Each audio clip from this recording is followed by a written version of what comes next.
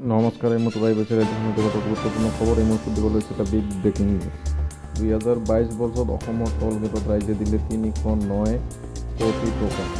RTI তথ্যত উন্মোচিত হৈছে। পৰৱৰ্তী খবৰটি হৈছে দেশ সমৃদ্ধ দেশ গঢ়িবলৈ সংবাদ মাধ্যমৰ স্বাধীনতাক সন্মান কৰিবলৈ শিকিব লাগিব।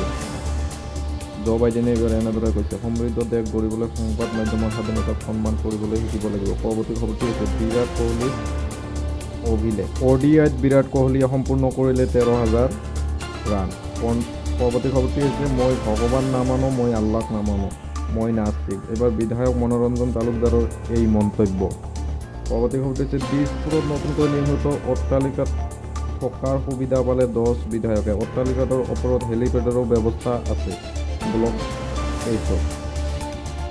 পৰৱৰ্তী খবৰটি হৈছে কলিয়াবৰৰ বৰভগীয়াত ভয়ংকৰ পথ দুৰ্ঘটনা। ডাম্পাৰ আৰু চুইফ্ট বাহনৰ মাজত সংঘৰ্ষৰ পিছতে জ্বলি উঠিল চুইফ্ট বাহনখন। ডাম্পাৰখনে কোনো সংকটে নিদিয়াকৈ লৈছিল ইউ টাৰ্ণ।